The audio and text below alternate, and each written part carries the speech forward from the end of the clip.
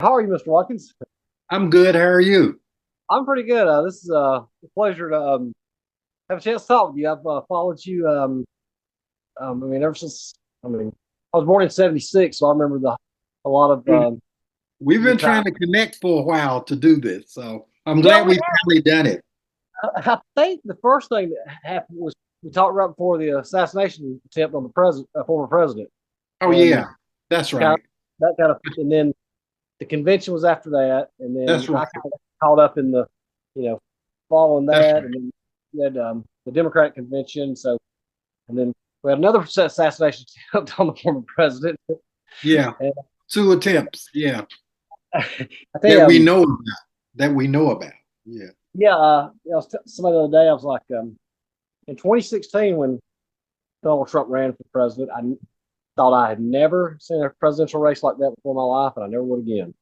And then Mm-hmm. after 2020, I thought I've never seen a presidential race like this before in my life, and I never will again.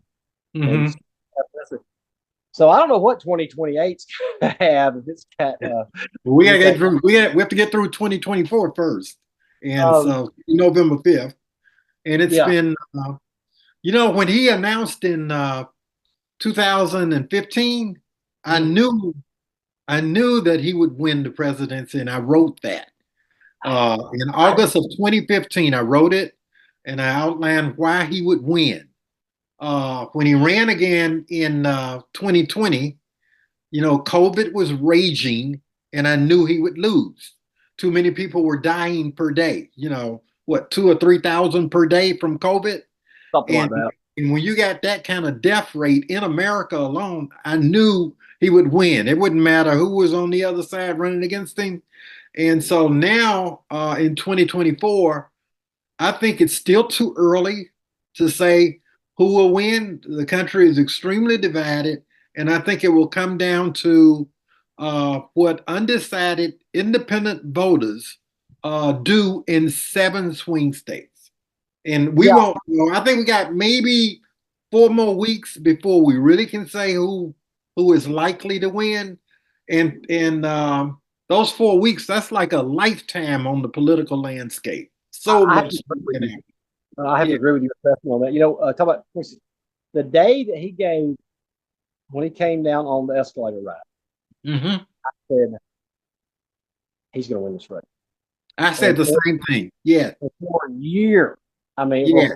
everybody laughed at me and told me I was crazy. They told me Um, I was crazy too. I wrote that. I wrote that on August 1, 2015. This man is going to win, and this is why. And I'm not I'm even a Donald Trump fan, but I am a student of politics. I like I asked this. I'm a good friends with Bill Baxter. Okay, Um, I am I too. was a little kid, and and election night, his son was with him, friends with his son too. He texted me about 8:30. Said, "God, you called this?" And I said, "Man," I said, "Yeah." And I went. I left work that day, and this girl goes, "You know he's going to lose tonight, don't you?" And I said, "I've never been more confident of victory than Yeah, I have in my life." yeah. Hey, let me ask you about this right quick because I'm going to give this an interview. But I will talk about it. Um, well, the first time I heard Trump really start speaking, I was like, man, I got kind of got cold chills. I was like, I've heard this before. Yeah, Started listening to things like Drain the Swamp, um, yes, Outsider Image, playing on yeah. middle I'm not class. a professional politician. Yeah, I'm not a professional politician. I'm an outsider. And I sent some clips to my friend. I told my friend who reminded me, because now I know what you're talking about. And so I Hmm. sent some clips. I said, listen to this right here. And listen to this guy. Tell me that. And he said, Hmm. what's your answer from them? There ain't a doubt in my mind. Donald Trump took George Wallace's 1972 campaign. George Wallace finally made it to the White House. That's who So Donald Trump was in 2016. George exactly. Wallace, the only thing that he had going for him, that George Wallace didn't have going for him, he didn't have the overt racial baggage that Wallace had from the early 1960s, late 1950s and early 1960s. So Trump didn't have that baggage. He had the same conservative states' rights political theme, and he had the business acumen of making things happen in New York. And New York is a tough thing, a tough place to work in. And so he has a tough attitude and he is a tough man. And so I knew in 2016, he was such a different character on the political scene that there would be nobody who could stop him. Nobody could stop him. There was He would one just clip, run over people.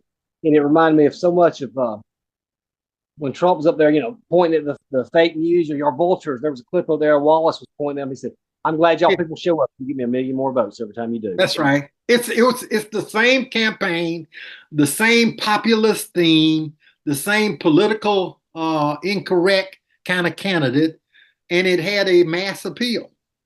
And he benefited from that in 2016. And he also knew how weak politicians are. So in 2016, he ran through 15 opponents just in the Republican primary. And then the only thing that was left standing was Hillary Clinton after you mowed down 15 people. So I knew he would win at that point. Our establishment. When I saw he took down the entire Republican establishment. When I saw how he dismantled the Bush dynasty, right? Because the Bush dynasty was big in 2016.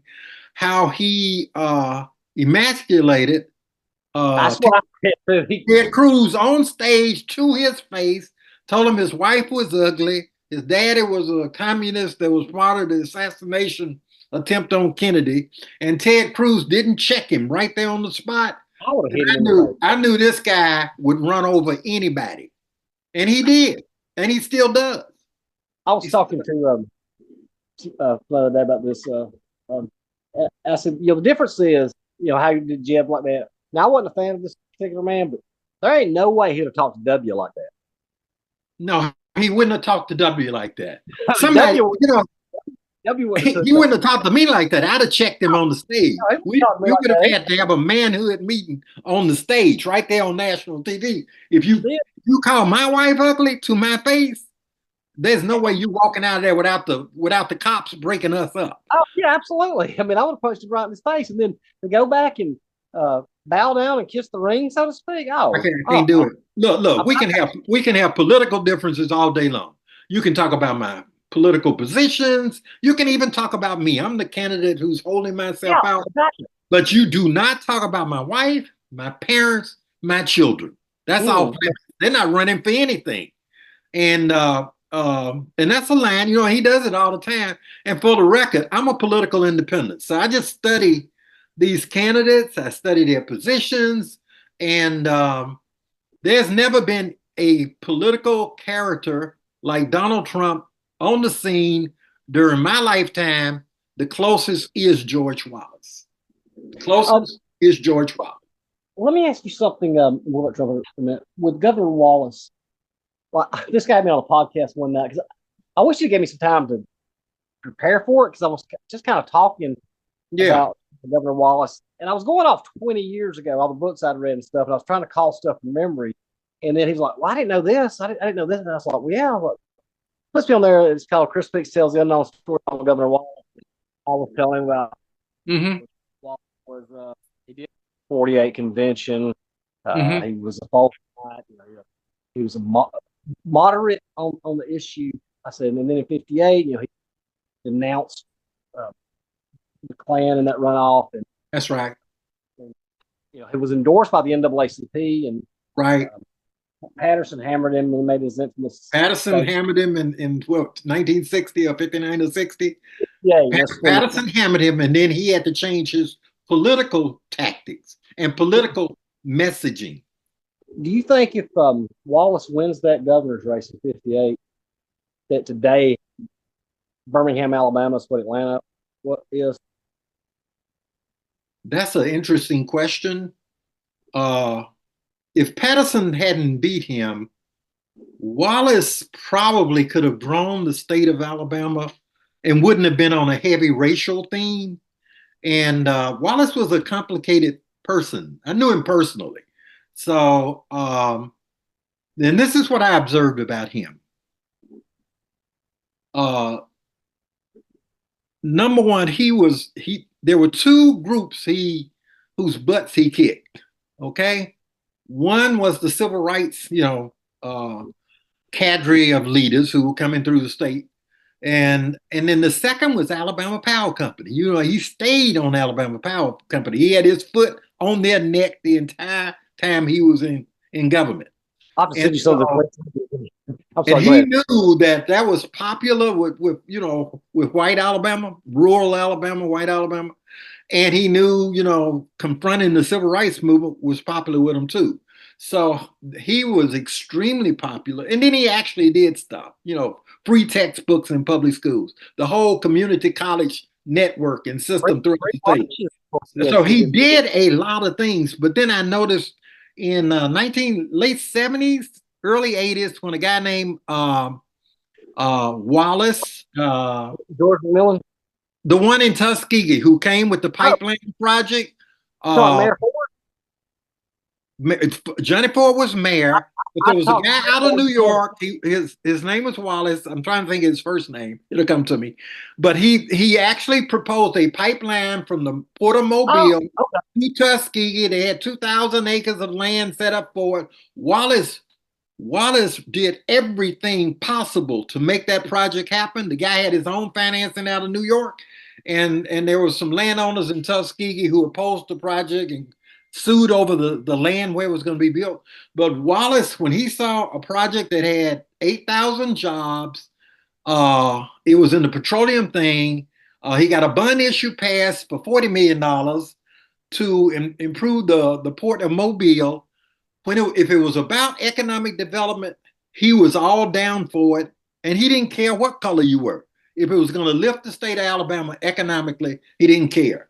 And so the other thing on the racial thing, and Wallace had plenty of faults, but on the racial thing, when it was time to desegregate, Wallace was in there in the governor's mansion on South Perry Street in Montgomery. Lanier High School was a block over, maybe 2 blocks up from his governor's mansion.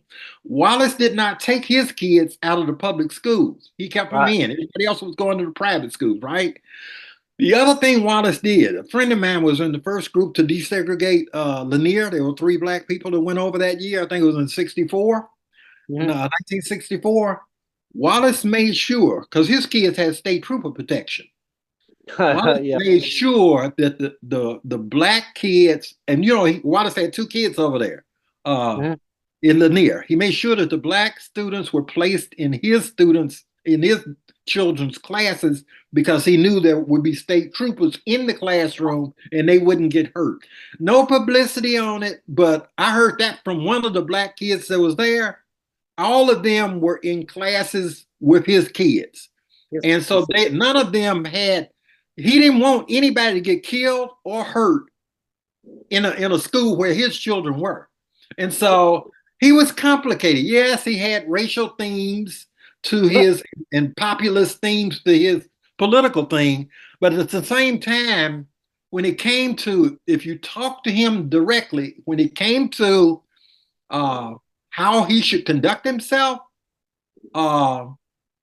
he was open and he did everything. When I needed a pardon for the last living Scottsboro boy, that's all I was going to ask you. The Rose boy was not going to do it. Bill Baxley signed off for it, and they still wouldn't do it. And then Wallace, we went to see Wallace. Wallace picked up the phone and made it clear to the board chairman that they would issue the pardon and they were going to do it right then and there. And he was sending us over to get the pardon.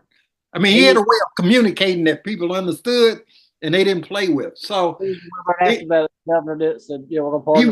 the end, he wanted to be on the right side of history. He was a fascinating guy. And then one other thing. You had Bloody Sunday over in Selma, right? Well, the same group finally made it to Montgomery, and then they camped out at Alabama State. That was the launch pad for a lot of the civil rights stuff. March from the college, go on down to the Capitol, right? And so Al Lingo wanted to come to Alabama State's campus and beat them up, rough them up, run them out of town, all that kind of stuff.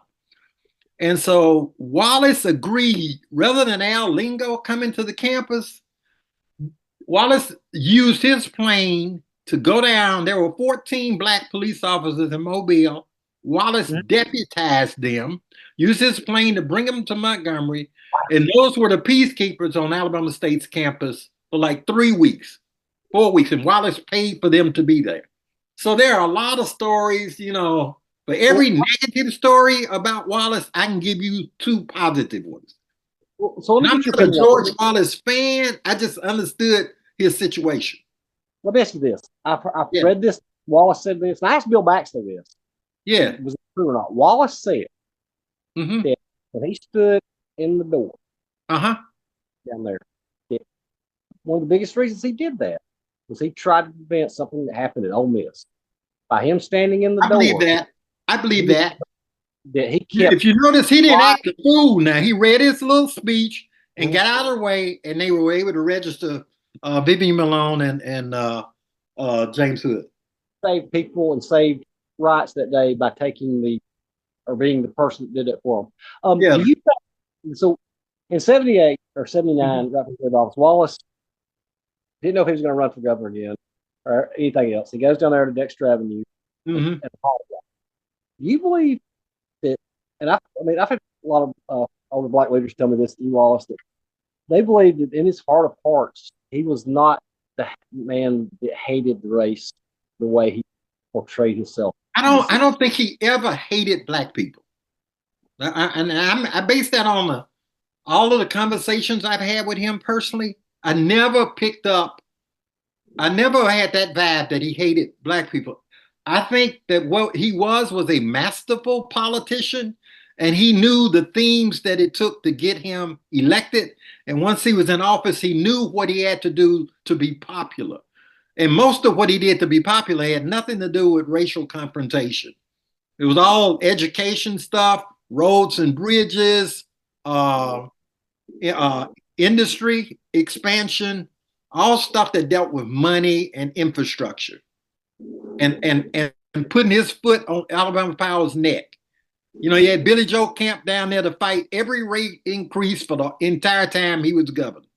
There was no rate increase. Alabama Power Company never had a rate increase. Wallace had a consumer protection division in his office whose task was to just defeat rate increases by Alabama Power Company.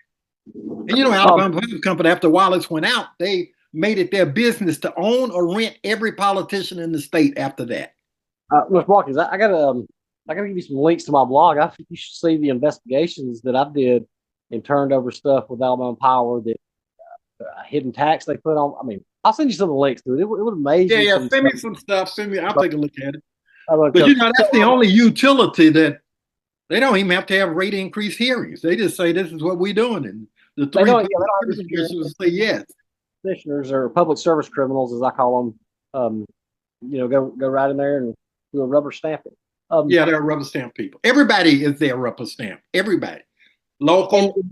When you look at the money of who the candidates they are or who they're backing, they are funneling every war chest. Yes. Of the people they want. And here's what makes matters worse now. Yellowhammer News, the largest. Yeah. They put them in business. Yellowhammer is their media, one of their media affiliates. I know. Sure. They're owned by a guy named Paul Sash. Yeah. So Paul also is a political guy. What has a company? He ran Tommy Tuberville's campaign. Okay. He ran Katie Britt's campaign. So you've got the guy running the campaigns of the powers that be's hand-chosen candidate, and he's got the largest media outlet that's putting out the message that they want the people to hear. I mean, you talk about having complete control over the narrative. I was like, this is. You don't really have an independent, what I call legacy media. Network. That's all gone. That's all gone. Yeah, because one of my friends, he wanted, like somebody said, when a journalist, somebody threatened to fire him for talking to me, and they said, "You're not running any of his stuff." And Paul was telling everybody not to believe anything I said. It was a lie, because everything I had was meticulously sourced. So I got his phone number and I started calling him. Hey, why are you telling everybody I'm lying, man? Why are you? And Twitter's a great thing, so I just start trolling them now. I call them the yellow fake news, yellow journalism, Yellowhammer News, state-run propaganda mouthpiece for Matrix. Well, I pretty much just ignore them. I got a good group of regular readers. Huh? I don't place ads. I don't take advertising money. I don't take, the people that write you, they get emails all day long on sponsored content. Let us write it. You publish it on your social media platforms. And so I've been doing it 11 years now, but I've been able to grow it phenomenally.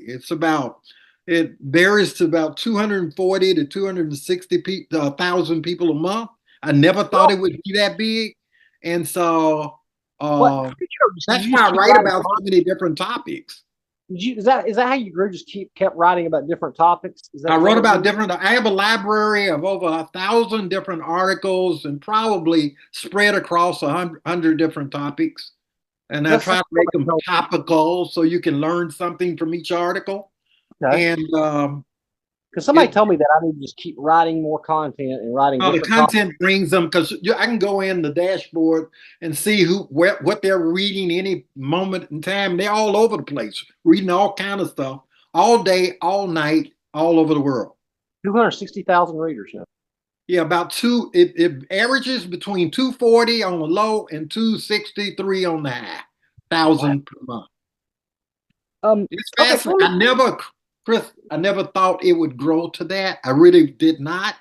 And I mean, that inspires me now. 'Cause I kind of you know did the, 4 or 5 months. the weird thing about it, Chris, when I started out, I started on Facebook in 2013. I actually started out writing to a black audience, a predominantly black audience. And then I noticed after a few years, maybe 4 years, that about 60 to 70% of my audience was white. And then Okay. it didn't change the message. It changed how I communicated the message. So and now I would say it's probably about 75% white and the rest is black and others. And I can't remember how many countries. Everybody. Uh, so But let me. it does change the focus. I write more national stuff now and less local things Yeah. and different topics. I'll stay in a category.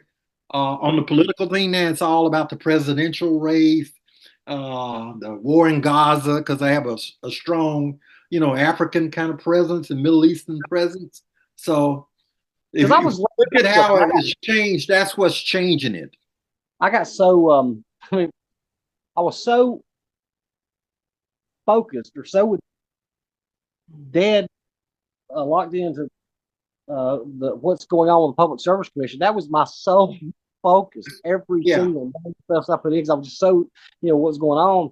So and I did myself probably a great disservice by not focusing on other stuff. But Okay. that's some great advice. I'm gonna take that up now and start putting content out, different stuff every day.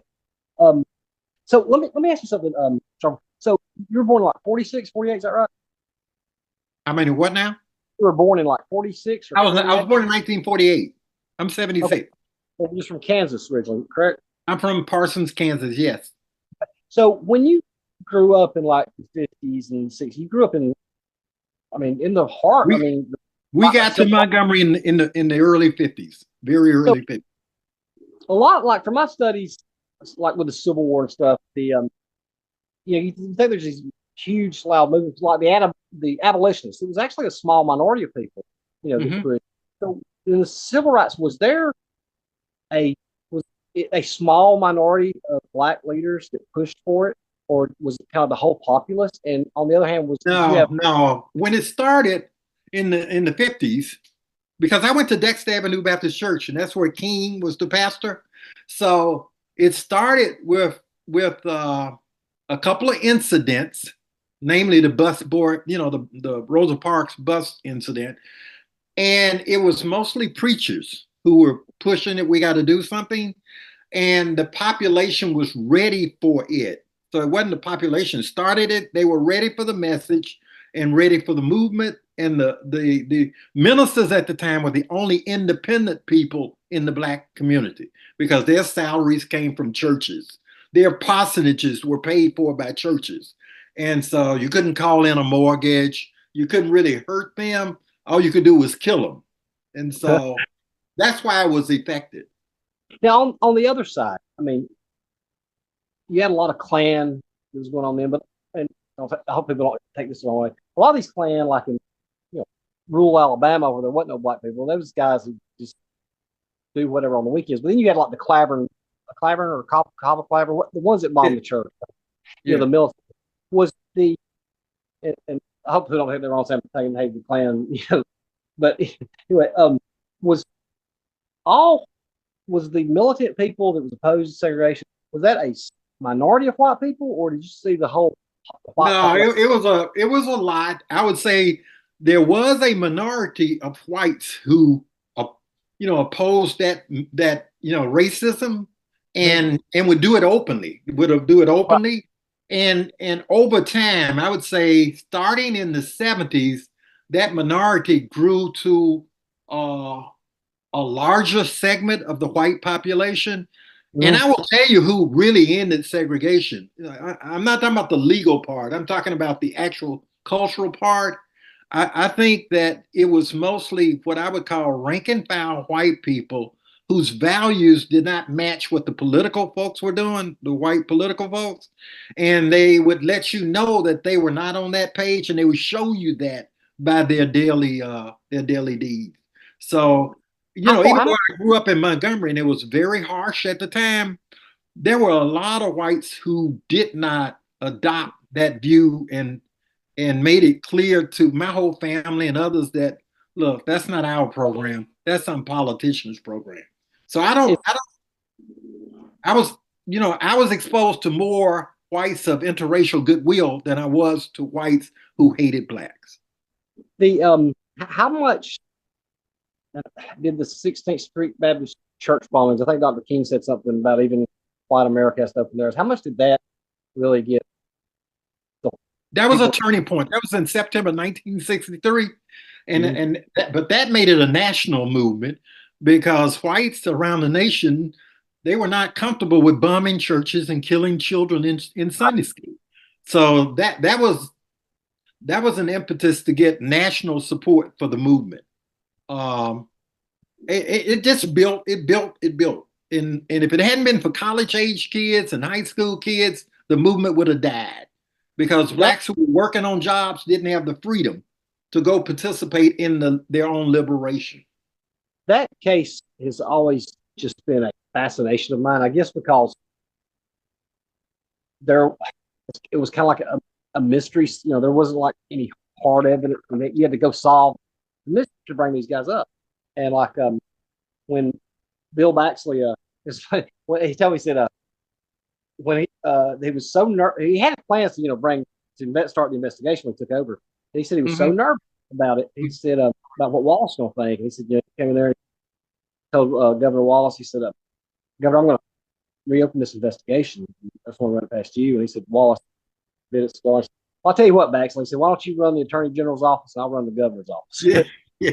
They had a good relationship. So I've talked to Bill about this much times, and and I actually interviewed Art Haynes on this, who was his defense attorney, and I had to. So it's funny. I had to actually cut the interview with Mr. Haynes for a minute because he was becoming combative and hostile. I was like, "Look, Mr. Haynes, I'm not questioning you on why you represented Robert Shambliss. Okay, everybody has the right. Everybody has the right to have a lawyer. Yeah, okay. I'm not faulting you at all for representing him.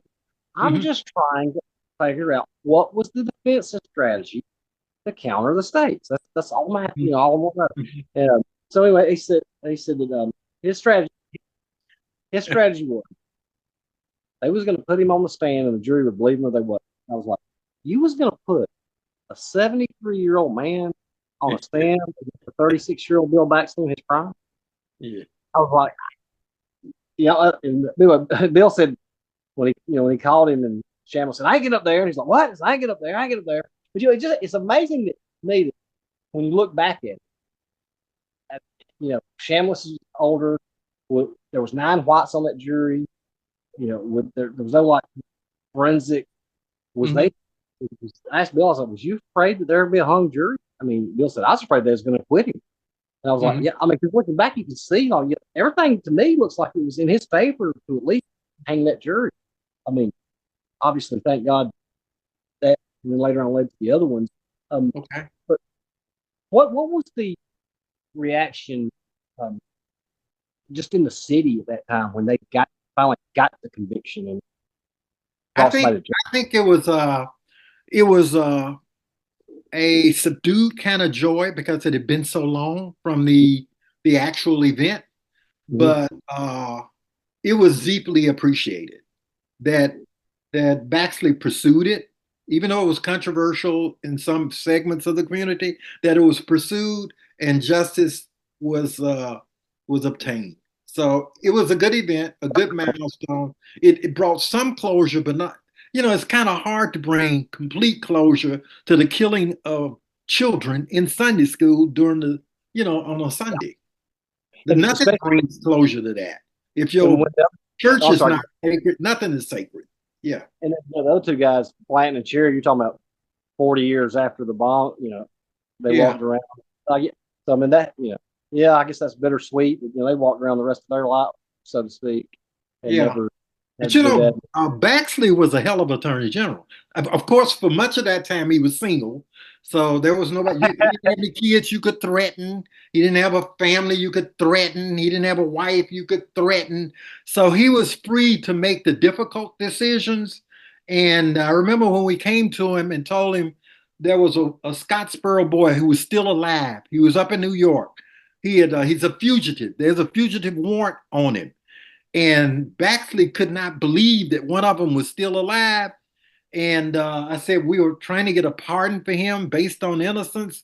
And Baxley on the spot, assigned Milton Davis, who was an assistant attorney general, to do a full and thorough thing. This is something I want to get behind and get it done as quick as you can. And Baxley went and presented it to Wallace because the board didn't care. It was Baxley who went himself, and he was doing it for the right thing. And then I remember this editor over at the Anniston Star wrote a Yeah. letter to Baxley, bitching about, why are you doing this for the Scottsboro boy, Oh, Mr. Garner? And then Baxley, I had to ask him, well, how did you respond to it? And Baxley pulled out this letter, copied the letter he sent to the editor, and it was dear, I can't remember the guy's name, whoever it was, dear so and so, kiss my ass, I've Bill seen that. Baxley. That's all it said in the response. Kiss I, my ass, I Bill think it Baxley. said, well, I think it's because he showed me the letter. It was on And he his wrote stationery. It was on AG stationery. You couldn't pay an attorney general to do that today. my something. I think it's like something like this.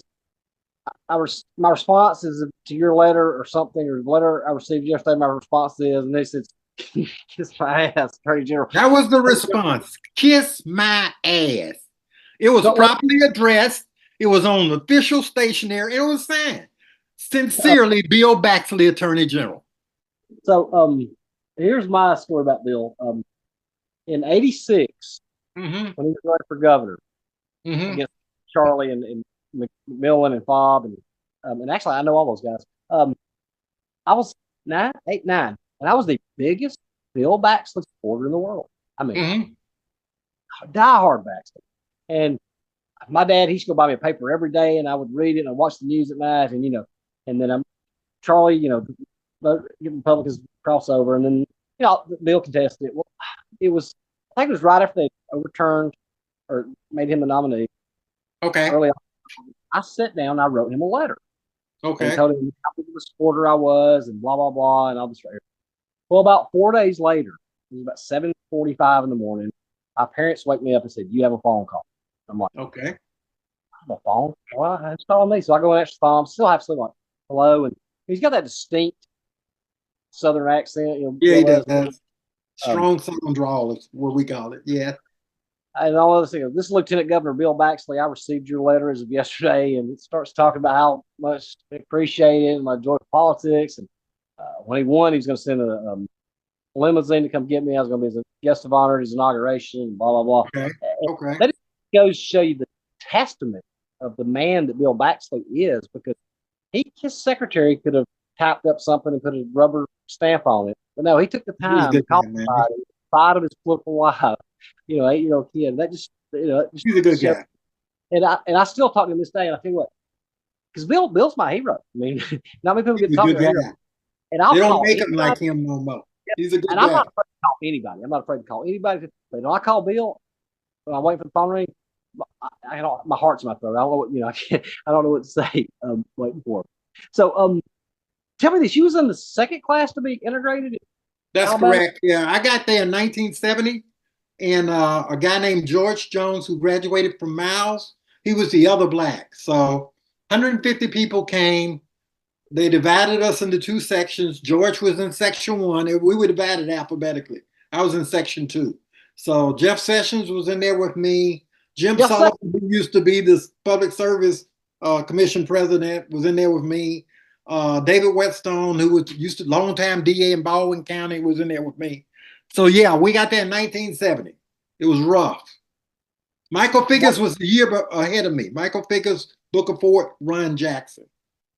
I was That was I was I was trying to think of that guy who had the oil refinery in Tuskegee building that. That was Charles Wallace. No relationship to George Wallace. I just so. want to Sam Cunningham didn't help the racial relations in Alabama. Hey, look, when Southern Cal came there, I think that was the first football game that season. But when Southern Cal came to Legion Field, and they put a whooping, we call it a whooping on Alabama. I think it did help. It did help, and that's when Bear Brown went out and made it his mission to get black players. Yes. Somebody said something about Sam Cunningham did more for integration in 60 He minutes. did, and I can't remember the guy who was Jimmy Jones and Sam Cunningham. The quarterback was black. Jimmy Jones, Sam. They had Southern Cal had a lot of blacks on that team, a lot of them, and it was just fascinating the contrast between a truly integrated Southern Cal team and an all-white Alabama team. And Southern Cal ran over them at Legion Field. 42-21. Huh? It was 42-21. It was a big gap. I don't remember the exact score. They whooped them. We call it a whooping. So after you graduated, in what year did you become city councilman in Montgomery? I graduated in 73. I became a city councilman in 79. So what did you do between becoming councilman? Just practice law. Did a lot of legal cases. A lot of them. Tell me about your relationship with Mayor Fulmer. When I first before I got there, we were arch enemies. And when I first got on the council, we were arch enemies. We fought for 4 years. I mean, we fought. And I was clear on what his positions were, and he was clear on mine. We did not form a friendship until I left the council and came to work in Birmingham with Richard Arrington. And I discovered that both cities had the same mayor-council act. Both of them had strong mayors. And so we formed a bond on what was good for Birmingham was good for Montgomery. What was good for Montgomery was good for Birmingham under the mayor-council acts in each place. And that's when we became friends. And once we became friends, it was really, really, we were close friends. In fact, I was representing the city of Montgomery on many matters, and it was open representation. I got paid from, and I was representing Richard Arrington on a bunch of stuff for Birmingham. And the only time I got criticized was when I was representing the black mayor of Birmingham, never the white mayor of Montgomery. And I'm doing the same kind of work in both places for two different mayors under the same mayor-council act. But it was accepted when I was working for a white mayor, and I was condemned when I was working for the black mayor, doing the same kind of stuff. Is it true he kept a pistol in his drawer? Did I what? Is it true Mayor Fulmer kept a pistol in his drawer, his desk? A Fulmer kept, plenty of pistols. Fulmer believed in the Second Amendment. He was a full believer in the Second Amendment. He beat police officers to the scene of a crime. How do you like to have a drink too? How would I what? I said I heard he liked to have a drink every now and then. Yeah. He didn't mind having cocktails. No, he had no problem with that. Was he a violent? Fulmer reminds me of Donald Trump. Very tough. They're tough men. But if they ever give you their word on something and shake on that, you don't have to go back and check on that. It's gonna happen. Then they'll tell you right on the spot, no, I will not agree to that. I don't support that. But I I support this, and if this alternative is okay with you, I will make sure this happens. And you don't have to call me every day to check on it. I'll call you and tell you when it's done. So what got you to move to from the city council to Birmingham to be the city attorney?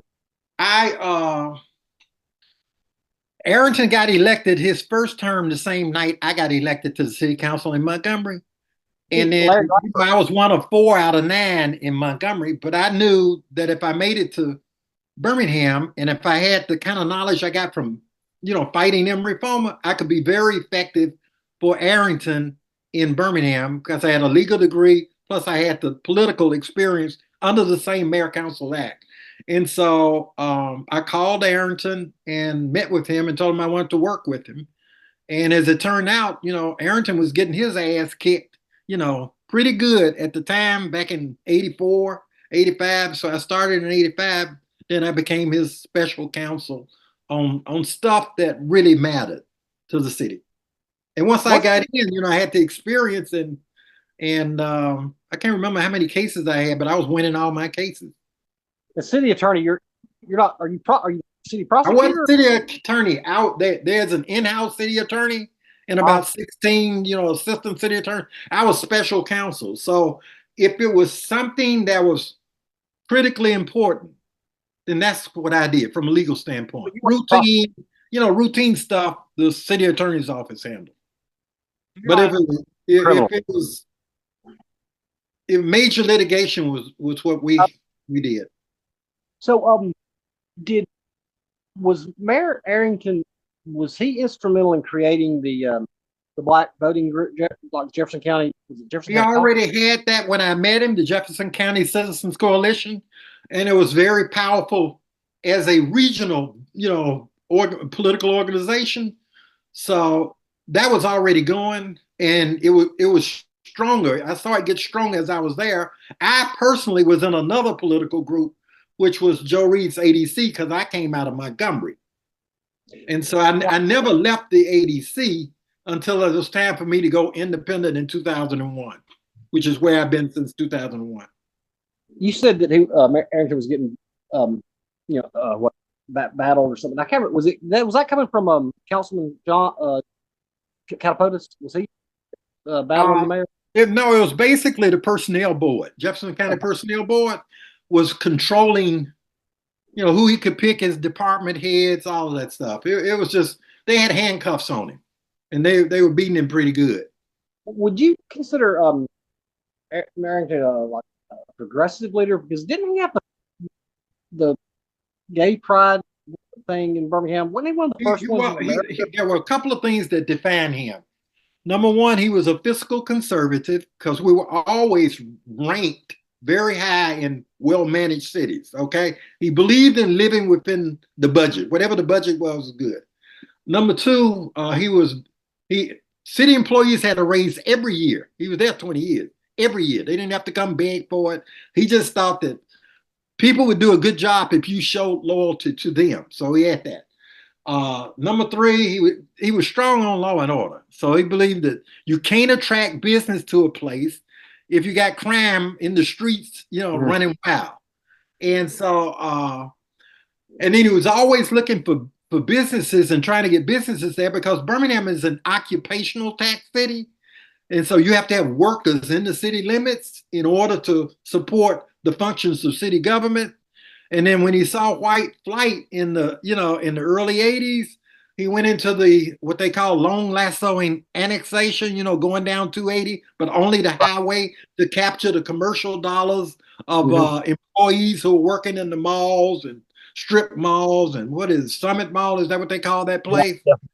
So he wasn't trying to get the houses because he knew people didn't want to come into the Birmingham school system, but he wanted to protect the tax base. And that's why Birmingham was never a financially broke city. It always, when Arrington left, we left him with $100 million on a rainy day fund. And everything, it's a balanced budget.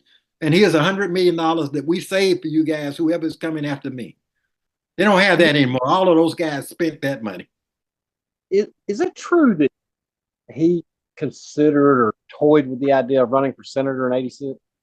I don't, I was there I don't ever think he really was going to run for anything else. I think Yeah. he would have liked a cabinet position in Washington, but that never panned out. Mundell didn't win in '84. The Uh, yeah. yeah, Dukakis didn't work out. So he was content being mayor. And then he finally just got burned out on being mayor. If you do 5 terms and 4 years a term, you're just Um, burned out. You don't have any new ideas. I It's forgot time. to look. Oh, I'm sorry. I forgot to look this up before I get ready to this. What happened? He was in when he was in some kind of he got some legal troubles one time. He wanted to turn over some tapes or something. Because I remember there was a thing he put these chains on him. He's Oh, yeah, walking. yeah, yeah. From 1988 to 1992, he was a target of a federal corruption investigation, Mhm. and they ran it all out. And then ultimately decided there was nothing there. And then he actually is the first guy to get a formal apology from the United States Justice Department for subjecting him to the investigation, because there was a rogue U.S. attorney in Birmingham who was trying to bring him down. And so the government apologized to him. He was the first one. Margaret Tuckweiler was the second person after him. But it Speaking was a of 4-year investigation. 4 years. speaking of it, I don't know how familiar you are with it. But do you think that Larry kind of got a raw deal from the feds? Yeah, Larry Langford got a raw deal. Yes, Al Lapeer and what was his name down in Montgomery? Bill Blunt. Blunt. Yeah, Bill Blunt. They got the good deal. Larry made a. Larry got Larry got railroaded. I mean, I heard that now there was a guy named I'm gonna call it well, I'm gonna call his name out. He was on off the record with him. And he said that oh God, what's the guy's name now? He's an attorney in Birmingham, Emory Anthony. He said that Yeah, Emory Anthony's a lawyer. Yeah.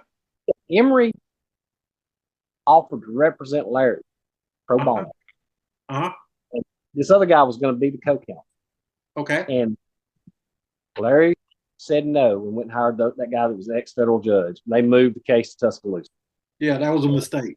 That guy said, we would have lived and died in Birmingham. And I was like, I man, would if you have would have too. Emory his attorney and you're going to get me a majority black jury, or at least Yeah. like two or I, three I blacks don't on know that. why he went to Tuscaloosa. That was a strategic mistake. I got two blacks. If I got some white people in the Yeah. Birmingham, Yeah. that's sure getting a hung jury, man. Yeah. I I mean, think I think if he had stayed in Birmingham, he would have had a better outcome. That oh, was a I think mistake. I mean, I was like, why? He gets down there, gets an all white Tuscaloosa, all white, jury in Tuscaloosa. He's not in Birmingham no more. No, we just stayed. But they told me that the feds originally offered Larry 3 years, and he said no. And then Yeah. like months. So they said the final offer they made him was to plead guilty to a misdemeanor, resign, and never run for office again. He said no. I was like, dang. Yeah. Yeah. Man, to get. But you remember when he got convicted? Because you talking about them, he said, Bill Blunt got $7 million. I didn't get 3.5 of it.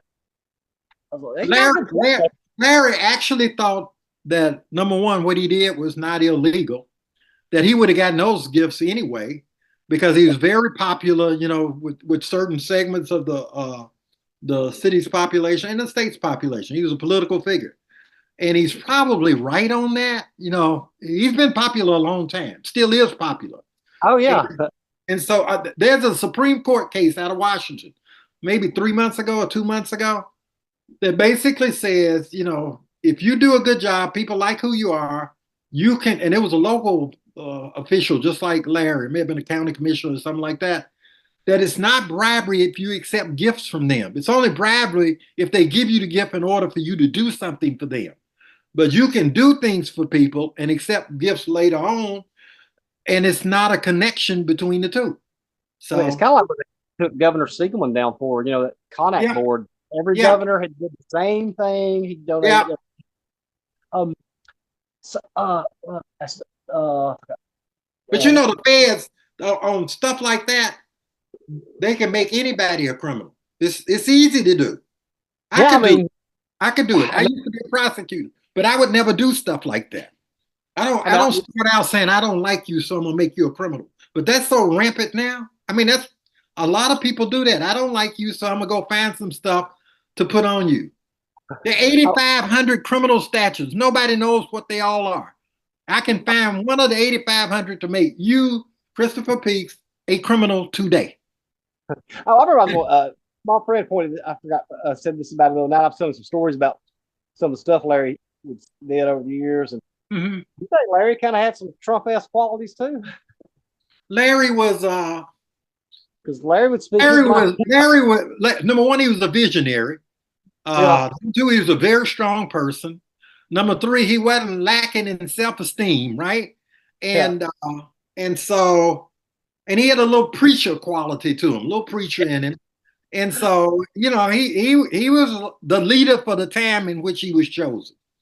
And you had a lot of people who didn't like him. They didn't like his style. They liked the more subdued kind of black guy, No, deferential, bowing, grinning, and all that kind of stuff. That's what's in it now. Like, like I thought it was funny. Like, I don't think I'm saying this wrong, but the thing about the gay pride thing that year and the flags or something, and Larry, they said, Yeah. Are you prejudiced against them? He goes, are prejudiced against gays? No, I'm prejudiced against them. I still agree with their lifestyle. And, Yeah. I mean, say that. And then one thing too, I remember he was speaking in front of speaking somewhere, and they said the crowd was kind of tense. It was a half black, half white crowd, but some of those speakers, Larry got up there and he said something about well, he said I know one thing. If I had an extra $15,000 a year, I'd be going to the Mountain Brook Country Club. and throughout the rest of the thing, he said, the problem is, he said, we don't beat the hell out of children anymore. Yeah, he believed that. So, in I think in the end of Mayor Arrington's career, I think 98. 99, yeah. Raps. What I'm friends with Dr. Blake. I mean, do you think that was a good idea then, or looking back, it wouldn't have been good, or what's your opinion on that? Oh, what aspect? Remember if they would have passed that, would the Dome Stadium came, would they have got a? Oh yeah. I thought that they should have pursued a Dome Stadium. They were trying to attract a professional football team. My disagreement with it had nothing to do with the stadium per se. It was, I didn't think you should have a whole shopping cart full of other stuff when all you want is the stadium. Just be straight up with the citizens of Birmingham. Say, we have a shot at getting a professional football team, but we have to build a Dome Stadium to house it. And let it be a up and down, yes or no, do you want to do it? And if they had done it that way, had it passed and they said, yes, we want a professional football team, we'll build a brand new Dome Stadium, then Birmingham would have been the site and the home of a professional football team. But they didn't do it. Would that have also put Birmingham in the running for maybe a Democratic or Republican convention? Well, for sure, if you built a new stadium and brought a team there, you would host the Super Bowl. Everybody who builds a new stadium hosts the Super Bowl. If you host the Super Bowl, you'll be hosting other things other than rodeos and boat shows down at the Civic Center. But I just don't think it was handled right. And I told Arrington that I didn't agree with that. If you're trying to get a pro team, just tell people I'm trying to get a pro football team. They will not come unless we build a brand new stadium. And I'm gonna let you all decide if you want to build a brand new stadium for a pro football team. And I'll try to get the team to put up a third of the cost or half of the cost, and we'll put up the rest of the cost and vote it up or down. All this stuff about maps and the 20 or 30 other things they had in the grocery cart, I thought that was just, it made it impossible to get it passed. Now, all you're doing now is having 30 or 40 magnets for opponents who oppose those individual projects. Yeah, Jimmy Blake was the one leading that, wasn't he? Huh? Jimmy Blake was leading the opposition to that, correct? He was leading the opposition, yeah. But you expect opposition in public, service. People will oppose Jesus if he comes down here. He says, come go with me to the promised land. They'll oppose Jesus. They oppose Moses. They oppose everybody. You can't wait on the unified approval. You got to lead. So when Mayor Arrington got ready to retire, he retired, sat down early, and appointed his Mayor Bell to be his successor, and people who wanted to run for They stepped council. down and appointed Bale. Yeah. I mean, because he was so popular, how come the people didn't reelect?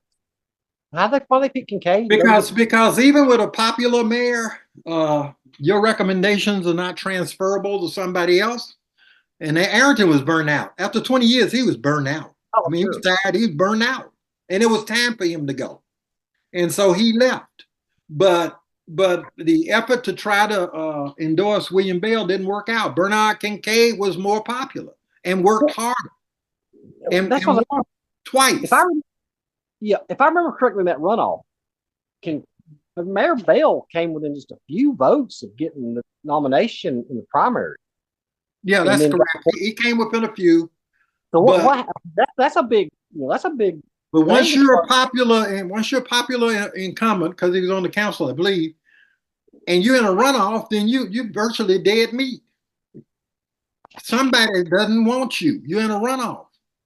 And so everybody rallied around Bernard Kincaid. And he postured himself as Arrington had a PhD, I got a PhD. You know, it's a continuation of high level, high quality leadership. I just have a different set of goals I want to accomplish. And that's what got him elected twice. That got him elected twice with no problem. Kincaid kind of connected with the average person on a level. Yeah. Well, there's one question I've got to ask you because I don't want to forget this. All right, because I loved, and I knew him very well. Knew him very well. Made him so good. I loved Bob James.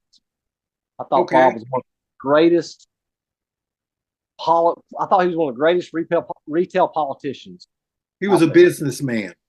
He was a businessman. But I'm talking, he was transactional. Bob James was transactional. When he was working a crowd, you know, he was out there on the stuff. I mean, Bob, like I listened one time. They said after Bob would give a speech, the reporters are gonna have to ask what he said.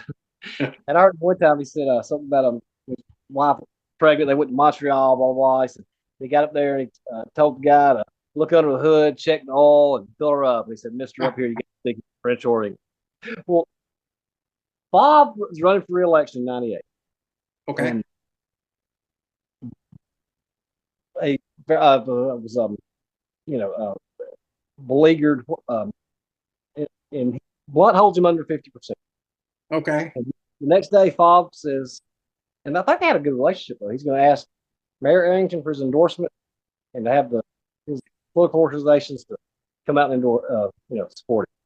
Bob never said another word about that. Yeah. In 3 weeks, Winton Blunt is courting Mayor Arrington. I mean, in the news every day. I mean, not realizing the whole state's watching. And when it gives the endorsement, I mean, I guess they've been waiting for it because I lived in Blount County. Okay. And I got one of the flyers. Okay. Middle's Winton Blunt, kind of darkened out. Mayor Arrington won. They have a picture of Donald Watkins from the 70s. I remember that. Yeah. That we were handpicking governors or something like that. He said, "Who will be in charge of the Blunt administration?" Yeah. Yeah, I remember that. Did I guess Bob, I mean, how did he come up with the idea to pull something like that it would even work? And did Mayor Arrington, did he not ever think of this? And what was the thing was, it was it was a great move. I saw that brochure, and the thing was though, when people come and ask you for your support, right? You have to, it's not on you to figure out what they're going to do with the support or the endorsement. It's on them. And if they can't handle it, and they shouldn't expect, your opponents to frame it a certain way. So that was not a factor in the endorsement. The factor was, okay, what are the issues that you are identifying as your important issues, and can we get on the same page with those issues? And so Blunt, he was a businessman too, but he was not as hardcore as Bob James. Do you think Bob loved the campaign? I think he liked campaigning more than he liked being. I think you're right. That primary, that was brutal. Do you think if he would have gotten through that primary and had money and not just been set out, that he would have had, it would have been a much tougher fight for Governor Siegelman that year? Because Foppus didn't have the fire. Oh yeah. Oh He yeah. didn't campaign. I mean, Oh yeah. Foppus Yeah. did he? I do. I do. I agree So, with you on that. when did you actually leave as city attorney? I left in '98. Arrington came out in '99. I left a year before him. I was Okay. I was I was tired too. I was ready to go. I had So, done a bunch of cases. I was ready to go. so what was your next career endeavors? I did the bank in Birmingham, Right. and then I did which is what I do now. I went into the energy business, and that's where I've been since I left there. So all through the 2000s, I've been in the energy business, and that's my day-to-day work every day, all day, right now, in several places overseas. Let me ask you this. I'm not trying to put you on the spot or anything, but tell me in your words, because I don't want to ask you something. Because Hmm. people, what people hear or what they read may not be the truth. Tell Okay. me what happened to you legally that got you in trouble. I got targeted, and it actually started. Uh, I think in 2014, one of my investors filed a complaint with me in New Jersey. So that was the first place that it was reviewed by the U.S. Attorney's Office, the grand jury, over maybe like a 6 to 8 month period of time. And so all of my records went up to New Jersey. And so in early 2015, they not only cleared me, but they congratulated me on the work I was doing. So all my records, everything went up there. And these were with people who were over the financial crime section of the U.S. Attorney's Office. And then that shocked the people in Alabama, the law enforcement crowd in Alabama. And so 2 years later, they waited until there was a change of U.S. attorneys. And they got Jay Towns out of Huntsville in 2017. And his first thing was to open up a grand jury investigation on me and to target me and tell me I was a target. They didn't say we got some new evidence and we'll send it to the grand jury that had it before. They convened their own grand jury and basically brought me to Alabama where they were confident that they could railroad me in the Birmingham federal courthouse, which they did on the same case, same evidence. The only difference was in the Birmingham case, they suppressed any evidence that was favorable to me. I couldn't put it in the trial. I couldn't talk about it. I couldn't ask witnesses questions, government witnesses questions. So I have had the same evidence reviewed by two different, sets of law enforcement people. I was exonerated in New Jersey. I was crucified in Birmingham. Targeting. Who, It's what, Donald Trump talks about targeting. It's targeting. They do it all the time. They like you, they let you pass. They don't like you, they're coming after you. yeah, I do agree with him on that. I've I agree with on that. who was your attorney during the case?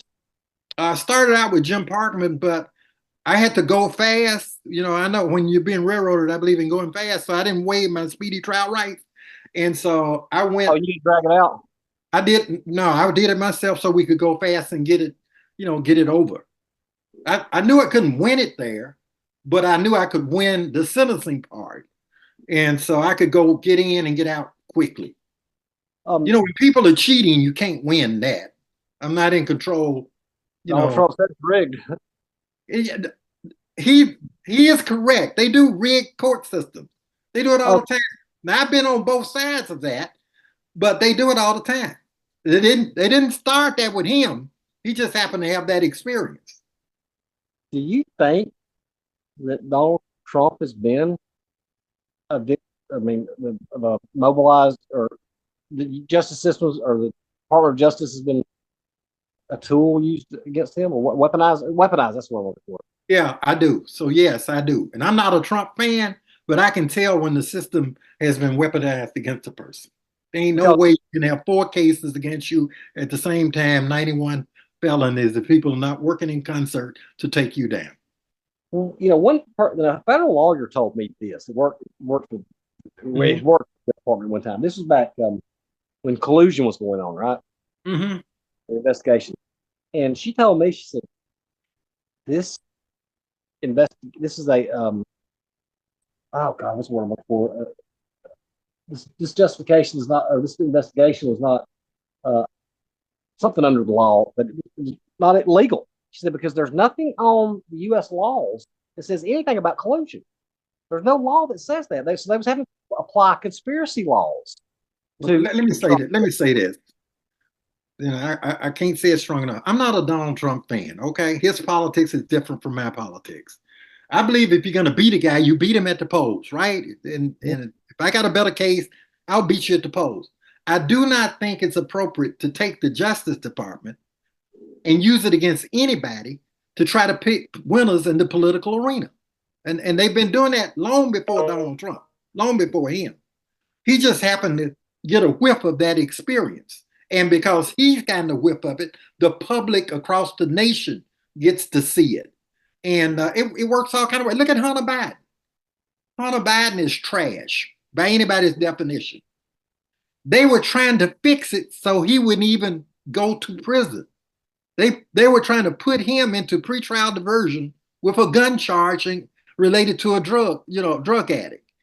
There are 187,000 people who have had those same charges.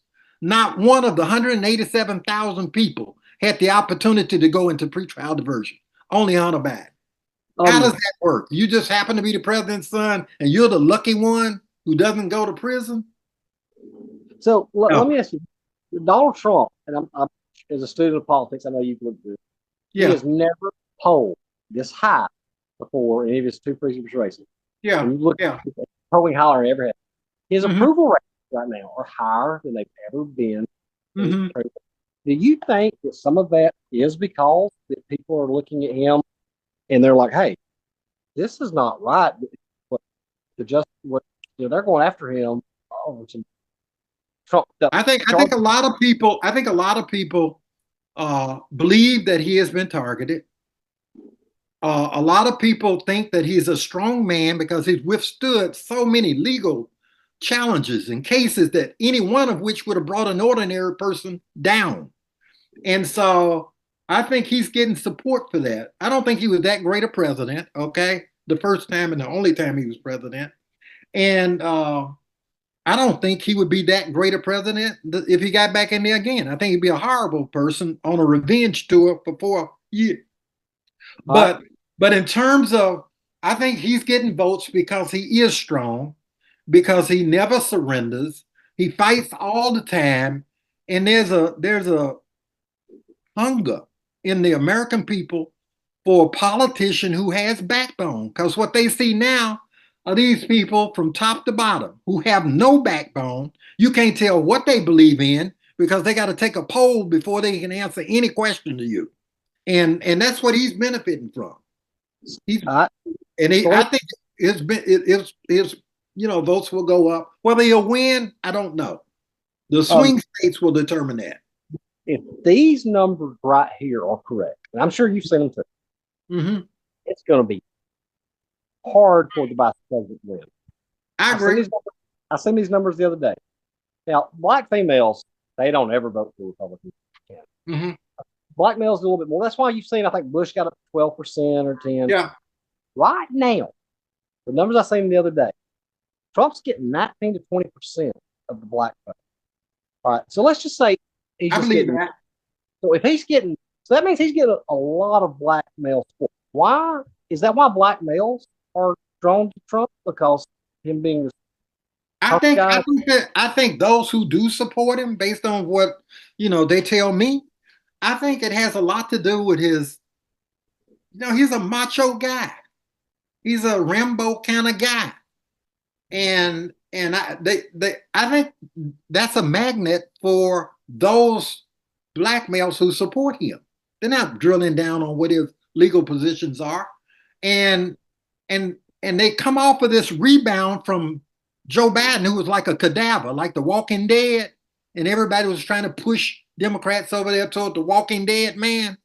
And so now you got Kamala and you got Donald Trump, and I think Trump appeals to a large segment of the black male population. Let me ask you this. He doesn't appeal to me, but I'm just explaining it from an analytical standpoint. I'm not afraid to ask them just tough questions like that. Or probably not afraid of this. I've seen them. I mean, some of the my life. I've been around a lot of black people, black guys.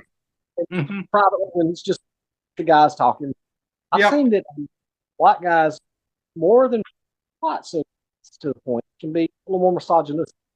Do you think that black males are going to be less motivated to turn out for Kamala as opposed to if there she'd be a black male? I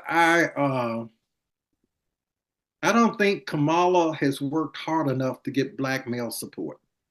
I think she assumed because she's black and she's running and she's female and she's from San Francisco and she's liberal or progressive or whatever the word is you describe people coming out of San Francisco, that she would automatically get, black male support. And I don't think you can automatically get anybody's support. You got to work for every vote you seek. You got to work for it. Trump has to work for it.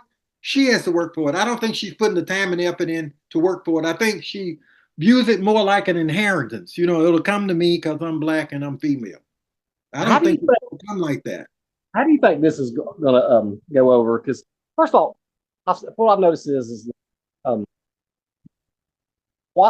Southerners and Northerners, blacks and white, they're different. I mean, both of us. Because I remember when Biden was on that show with that, I can't remember what the guy's name was, and he said, if you vote for Trump, you ain't black. And the guy just pitched a fit, and I was like, man, if it was in the South and it was a radio show, they would have laughed that off. I said, that's just. How do you think this is going to go over with Kamala? Because I was listening to her at some rally, and she starts like you better thank a union member. She's trying to sound like a Southerner. Trying to talk Southern with Southern black with an accent on the side. Look, I just think that it hurts you to have different personas depending on what the crowd is. And I think you just be yourself and be true to yourself, and whoever likes you, they're going to like you. I watched that kill off Bill Baxley when he ran for governor. He tried to make himself into whoever the consultant told him he needed to be, and he was not projected the way the public knew him, which was a fighter for the people, a populist guy, and just be true to yourself. So I don't think Kamala is being true to herself, and I think it may hurt her. I don't know why she's doing all of, the different acts. Well, did you see her when she was? I mean, this blew up quick because I was listening to her describe it, and I was like, that ain't how you do that. She was talking about how to make collard greens, and she was talking about like garlic and like all this kind of different stuff. Like, why are you talking? I mean, she had like all 10, 12 ingredients in it, and I was like, that ain't. I don't understand it. All she has to do is this. Look, the bottom line is this: no matter what you think of her, if she wins, and this is what the talk is in the black community, if she wins, there will be no Project 2025 for 4 years, right? That ain't gonna be implemented. The Supreme Court ain't gonna be packed with neo-Nazis and racists, right? So there are a lot of things that won't happen, and that's the plus that you have to focus on with her, because you don't really know what her record is. She had 40 Catholic priests she could have prosecuted when she was DA. She prosecuted none of them. Okay. And the whole thing with Gaza is all messed up and out of control. And she's done nothing. She's there now. Trump is not there. She's there now. And we can't get peace. And so she'll claim the good stuff that Biden does and then doesn't say anything or distance herself from the bad stuff. So it's the jury's out on her. It's out on Trump. It's too close to call. My group, I got a group here in California, and we do private polling from time to time. We don't share it with anybody. It's just for our group. I'm telling you now, on what's the day? The 24th of September. Yes, sir. It's too close to call in the 7 swing states. It's still up. Nobody has it. Trump doesn't have it. She doesn't have it. And it's down to a small sliver of undecided independents. Out of what, 5 states, Georgia, Arizona, those 5 states were about 80, 90,000 votes. I mean, that was not, and about 80 or 90 electoral votes. So they make the difference on who's going to be president. mean, this And is the closest thing. it's too early, man. It's still people still trying to decide between these two folks. They got the Um, bases locked in. You know, is Trump's got his base, she got her base. is But and they're still the weird thing about it, both of them are still playing to the base when they need to be playing to these I undersides. know. I mean, one thing about Trump is, and like I said, is like sometimes some of the stuff he says gets me. Like in the debate with Biden that time, when Yeah. are you gonna tell the Proud Boys to stand, stand back or something? I'm gonna tell them to stand back, but stand by. I was like, Trump, shut up. You've already got that vote. Okay, you're not losing that. I mean, Yeah, move. yeah. I don't know why they're wasting time with the base You got when those people ain't going nowhere. move to the center. Move to the center. You got to number one. They don't even know who the undecided independents are, and they don't know what these people care about. They're not even talking to them. They're just Is regurgitating campaign spin from the different conventions and from the core groups that always follow the groupies that follow both of them. is So I Donald don't Trump know. I don't know. Whichever one breaks through first, whichever one out of I got a good group of people and they impact a lot of votes because these are business owners. They employ a lot of folks. They got a lot of vendors, and everybody's looking for direction, leadership. What do you think? None of them have been touched by either one of the campaigns. None of them, and these are not small business people. is I mean, I've watched Donald Trump my whole life. I'm sure you have too, and open interviews and all that stuff. I mean, he's kind of like George Wallace. He's changed over the years. Yeah. Is Donald Trump this racist that he plays to some of the crowd, or is Yeah. Donald Trump playing on like a bass fiddle? He has.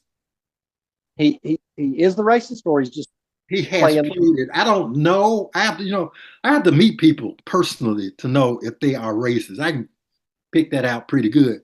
But the political themes are the same kind that Wallace was playing. So I'm not ready to say that Trump himself is a racist, but the political themes are. Yeah, absolutely. I don't think George Wallace was a racist, but the political themes were. And maybe they think that the end result justifies the means.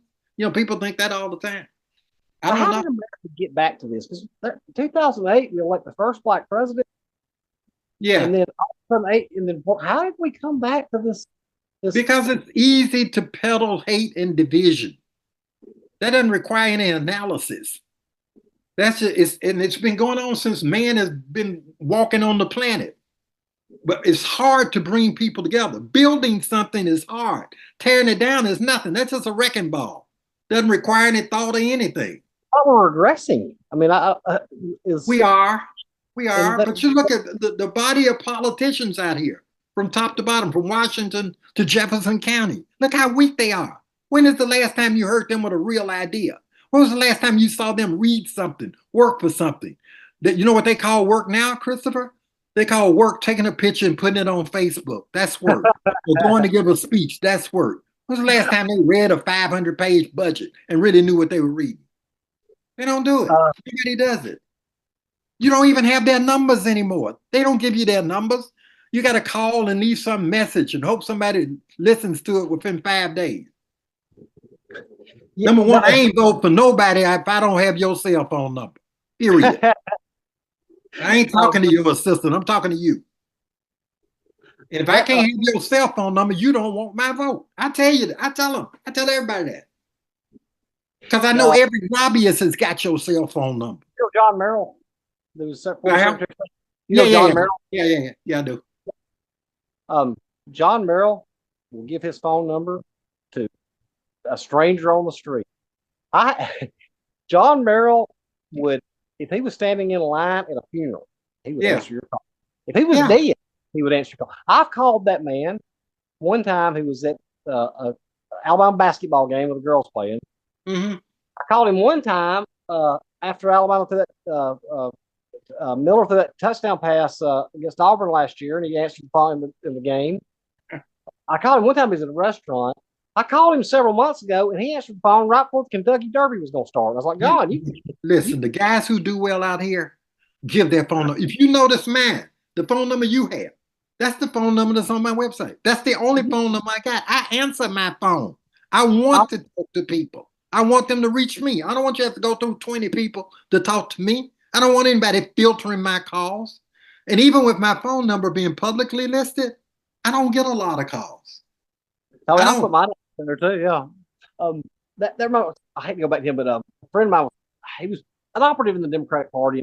Go show some of these Mhm. guys' memories are, and knowing people like what you just said. But he told me Wallace got elected the last time. It took taking office in '82. He said he walked up there and he kneeled down at the chair and said, "Governor Ron Shirley." Ron Shirley said, Yeah. "We've met about 4 or 5 times. I was this right here, this right here." He said, Wallace looked off in the distance and looked back at him and goes, "How's your Aunt Patricia's bursitis? Does your Uncle Mike still work in the mines?" And I mean, like, oh my God, that was just, Yeah. you Yeah. know, The amazing. last time I had Wallace on the witness stand, we had a break, and he called me over. He wanted to talk to me, and it was Wallace, during that higher education desegregation lawsuit. It was in Birmingham, I think in '91 or something like that. And he said, "Donald, let me tell you something. The whole time I was governor, the only blacks I really respected were the ones who had an NAACP membership card in their wallets." And I said, I get it. I get it. He said, "I don't respect anybody who is not trying to uplift his own people." That was a wow, deep statement, man. That was from him. that, Gratuitous. that That's a Wallace, deep statement. the governor said that. Yeah, Wallace came out of his mouth during a break in the federal courthouse. He just Anybody who, wanted me to know that. I don't respect any man who is not trying to uplift his people. that, I mean that. Um. That's deep. Oh, I forgot something. And to him, he knew if you were black and you had an NAACP membership card in your wallet, he knew you were trying to do that.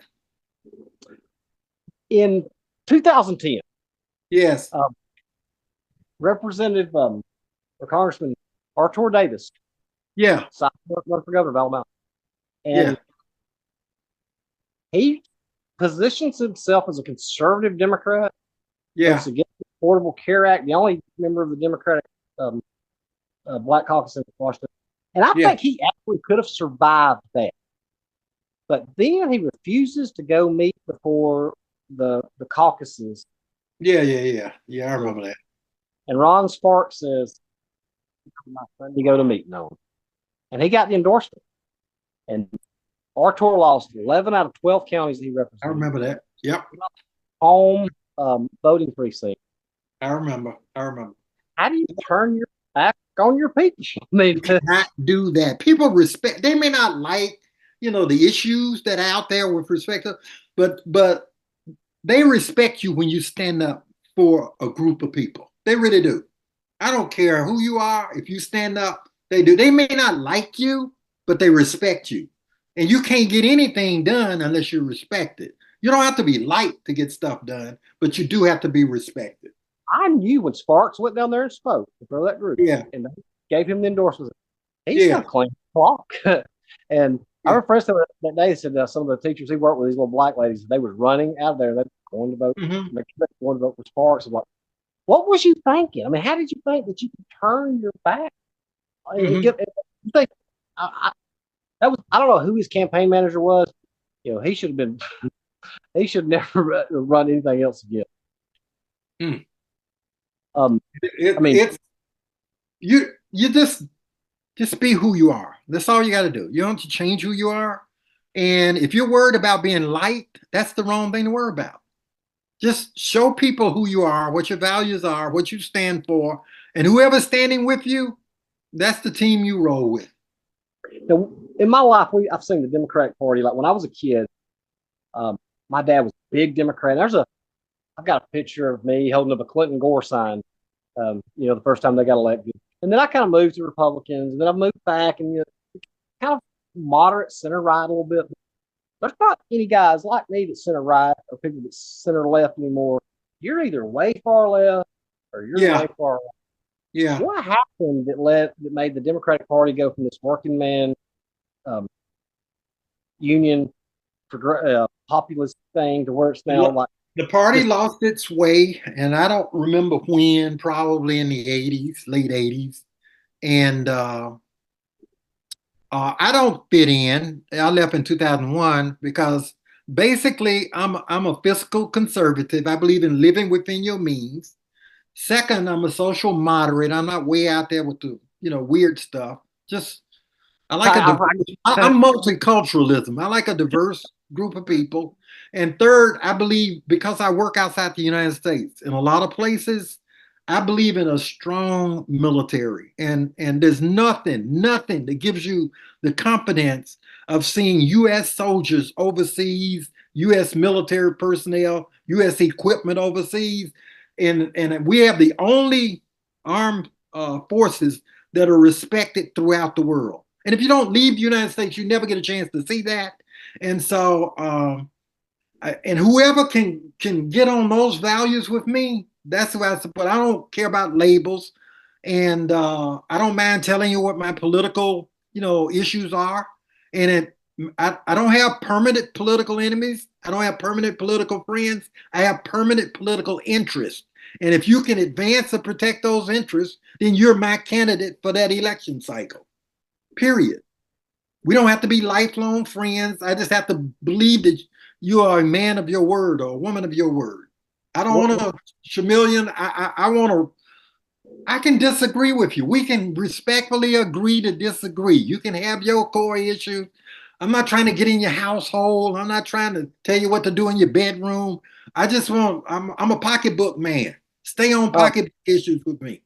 what you just described to me, fiscal conservative and military, and you probably didn't admit it, but you voted for Reagan, didn't I did not vote for Reagan. I you? like Jimmy Carter because I thought he was down to earth, carrying his own luggage 84. on the plane. No, but I tell you one Republican I've always voted for whenever he ran for anything, and this is gonna freak you out. It's David Whetstone, who was the DA in Baldwin County. That was my Oh, classmate. You okay. don't I even haven't heard. remember him. No, I don't. He was the one that impounded the votes down there when Siegelman and Bob Oh James man, were. Yeah. yeah, Uh-huh. yeah.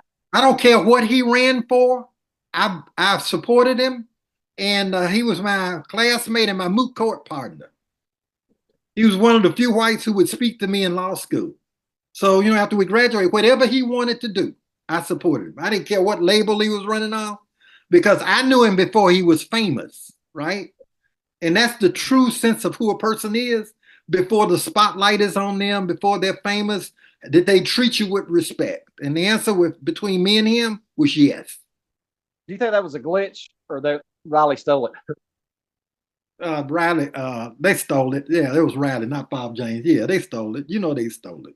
Um, I got a. I can't. I'll tell you in private. But I got a book one night for somebody said, "Hey, what's your email address?" I said, "I got something to send to you." I said, "Okay." Mm-hmm. They sent me a faction, a book of fiction that's based on fact. Yeah. It detailed everything of that race and every crime committed by the Riley administration between him and his son Yeah. that went on. And this book alluded to that fact too, that Riley, they stole that race. Said that Yeah. But you know the what I government think was is going to fight, and somebody showed up and handed him an unsealed indictment if he didn't wow. concede. And remember it was the Forest Creek Indians, right? Forest Yeah. Creek Indians. Yeah. Well, yeah, they were doing it, but the money was coming from the Indians in Alabama who didn't want lottery because it take away from them that's going through the Forest Creek Indians that was coming back through here. And guess who was the lobbyist for them at the Mm-hmm. time? None Mm-hmm. other than Chief of Staff and head of the Republican Party, now President of the Alabama Public Service Commission, Winkle Kavanaugh. Mm-hmm. Um, Wow.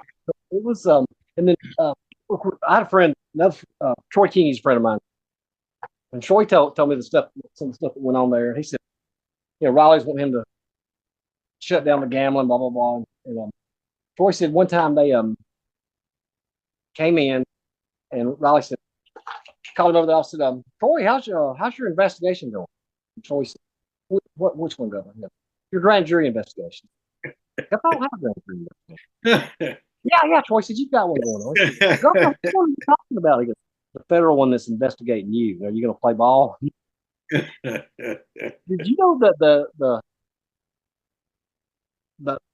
they rock that hit that was orchestrated on King, the political hit back in 2008? So there's a play on words. I mean, Troy told me this stuff. Wow. The story breaks about his wife finds him in bed with the homecoming king of Troy University. I mean, Troy King, homecoming king, Troy University. Yeah. His wife leaves. Troy's like, the phones are ringing and all this right here. And they're telling me, your wife's left you. He goes, well, she's sitting right here beside me. You want to talk to her? We go, and the stories are going out there. And he told me to tell his kids that, and they were little like, hey, some things you're gonna hear some things about daddy, but it's not true, and blah, blah, just ignore it. And this, I was like, and Tim Witt, this Montgomery operative, he was the one that did it. And Troy knew it. I said, you're a better man than me. As soon as I got through calling my kids down, they're like, where'd Chris go? Well, I think he's in the truck. I said, I would have went right over there to his house. I said, I would have laid more hands on him than a Pentecostal preacher running a Saturday night revival. I said, then I'd have went and put Bob Riley's ass too, and I'd probably shot Luther Strange. That shows you how low down politics can be. So I asked you about the Democrats. I know you're a busy man. I took a lot of time. So what is there a way that the Democrats and Republicans can move back to the center, or are we just going to be this? Yes. And I think we ultimately will do that. What we have to realize is this, and this is the way I look at America.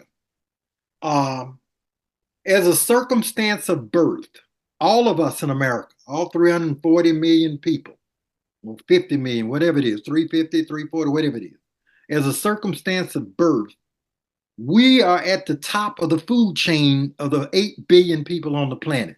So we didn't do anything. We were just born here, and we're at the top of the 8 billion people.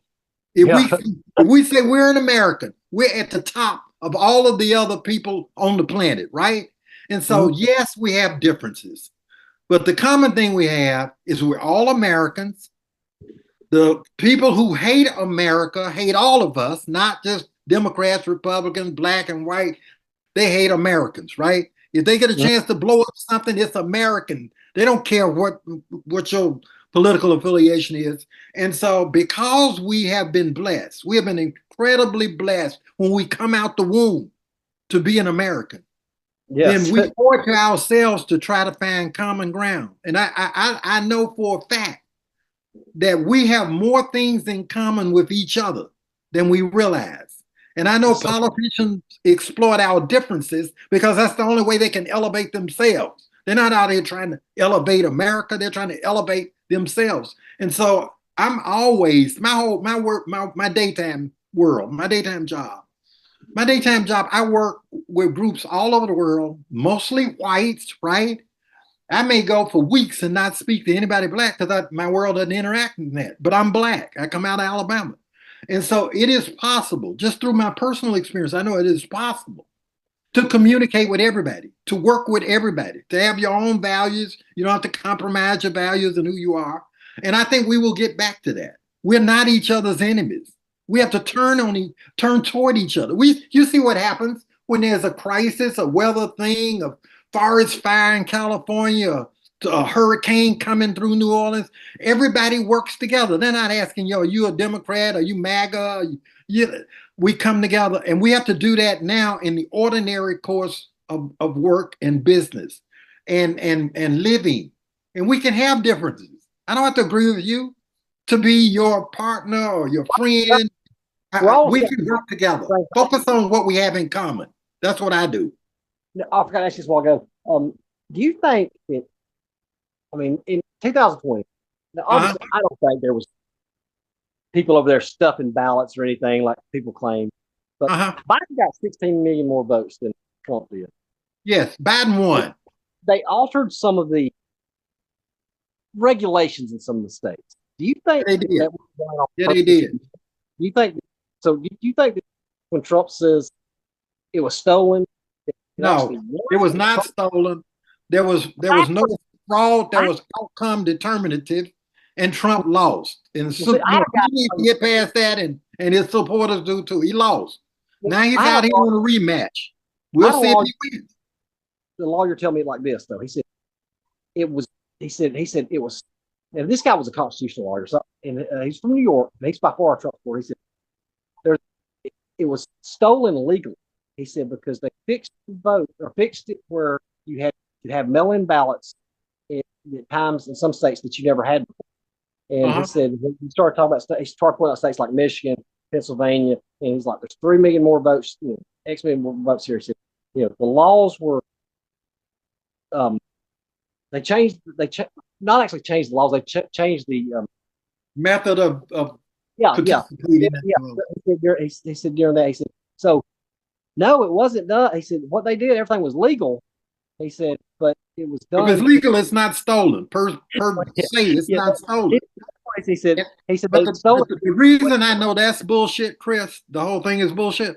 You had 60 court cases. If you can find 16, 17 million votes, bring them in. Nobody's stopping you from bringing them in.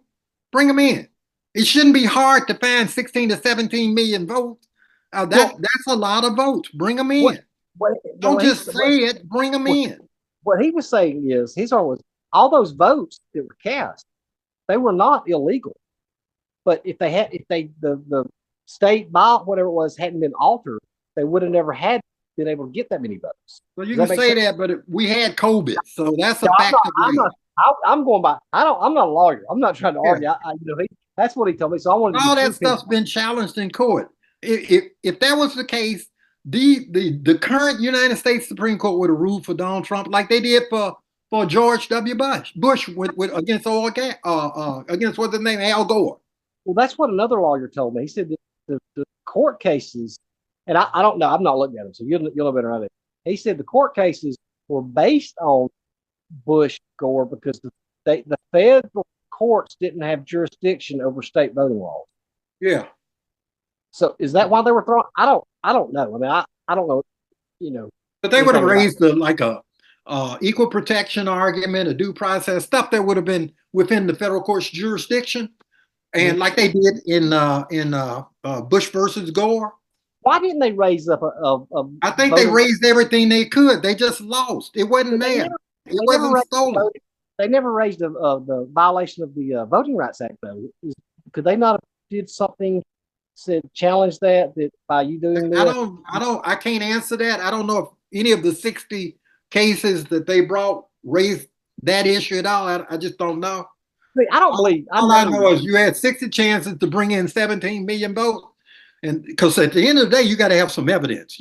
I can say it all day long. I can say it was stolen from me. I voted for myself, and I believe everybody else voted for me, but I don't have any evidence. Right. Because I don't believe and never will believe that there was ballots that were stuffed in there. Somebody said, I was like, no, didn't happen.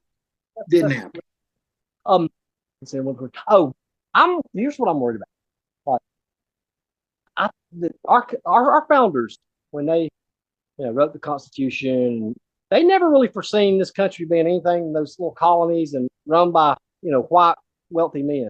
Now we have vast majority of people that's running our country. I mean, it's part of our country. Right. And they never foreseen us being all this big, this diverse. And I'm afraid that when I look at history, that are we turning into the Ottoman Empire? That we have too many. I don't think so. I'm so afraid that I could see our country breaking apart. No, I don't think we will break apart. I think the democracy will stand. I think the Constitution is a great document. I would only make one change to it, and I don't think federal judges should be appointed for life. I think they should have a term, in office, because when you get a lifetime appointment, you start acting like a monarch. You start acting beyond the reach of the people that you govern and judge. I'm all of them, all federal judges from top to bottom should not be lifetime appointments. I'm in favor of one 10-year term, just one 10-year term. You can make whatever impact you want to make in one 10-year term. I'll tell you, I interviewed a Supreme Court justice here in Alabama a while back. I'm not going to call his name. He's a really good guy. But, I asked him, I said, do you think justices should be elected or appointed? And he said, well, I think they're good with elected. I said, do you not think that political action committees can donate to your campaign and try to influence your decision? He goes, no. I said, you don't think it could influence that? He goes, no. I said, I said, in 2022, you and 8 other justices Governor Riley and Attorney General Steve Marshall received campaign contributions from Sports Betting Alliance out of Las Vegas. It is funded by the Porch Creek Indians, and both of them have a vested interest in keeping gambling out of the state of Alabama. In September 2022, you and 8 other justices voted unanimously to shut down Whitehall Casino. Justice, is that not a conflict of interest? Well, no, because it started back now. The Alabama Supreme Court, I don't have any confidence in it on any level. It's just if there were ever political whores, you got them right there. A whole collection of them. The Supreme Court and the Criminal Court of Appeals and Civil Court of Appeals, are they all the same? All of them the same. Anybody who's out there running as a judge and got to hustle money, I can look at the name of the case and tell you who's going to win. I don't even have to know the issue involved. One thing that bothers me about them just here in Alabama, I say this all the time. I'm a law and order judge. Wait a second, your job's supposed to be interpret the law, right? It's not supposed to be. That's the sole function, not to make law, but to interpret. What is legislating from the bench? What is that different? That is making law? Yeah, that's what we call judicial activism. I'm going beyond interpreting what a statute says or doesn't say, and now I'm going to create a right. And I'll give you an example. There is no reference in the Constitution, in no federal statute, to presidential immunity. They don't even discuss it anywhere. So they created presidential immunity. It's not mentioned. They legislated it from the bench. And then at the same time, the same is true with abortion. Abortion is not mentioned in the Constitution or any federal statute. And so they say, well, we have to strike it down because it's not in the Constitution. It's not in the federal statute. How can that be the case for abortion, but it's not the case for presidential immunity?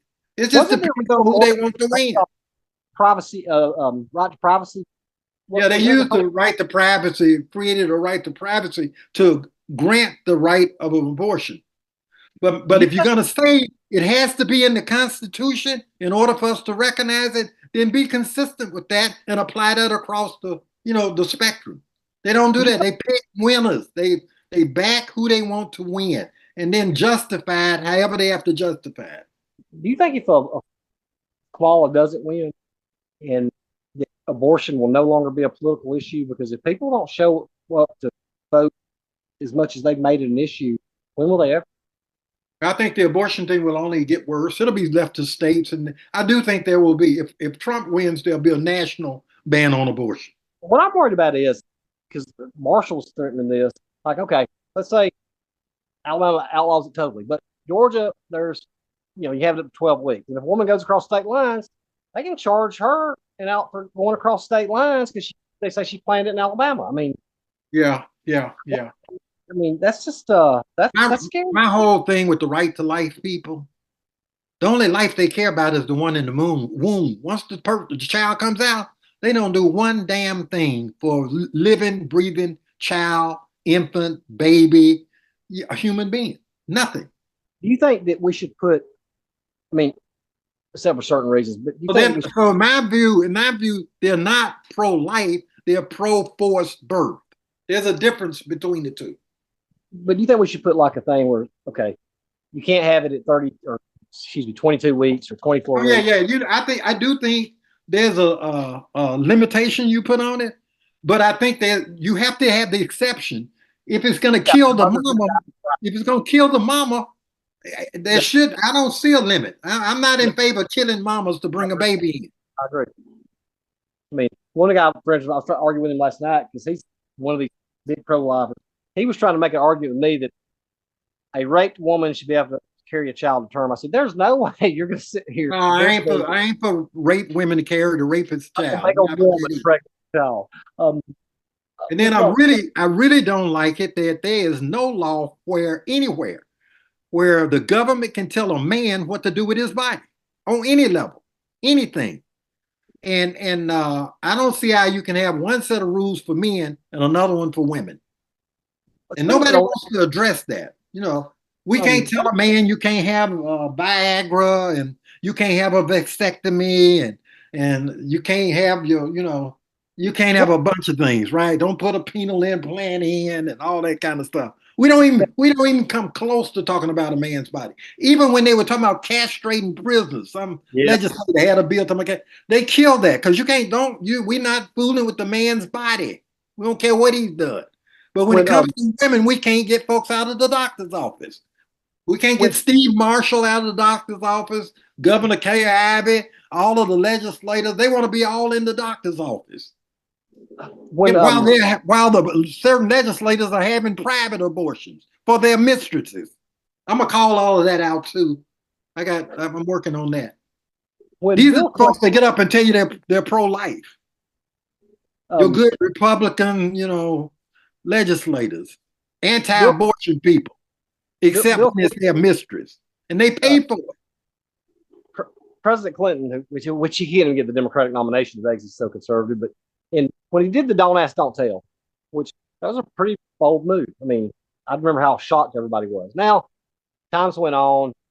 We all grow as people. One time now, I support people being able to same sex to get married or to have the same benefits as the other person does.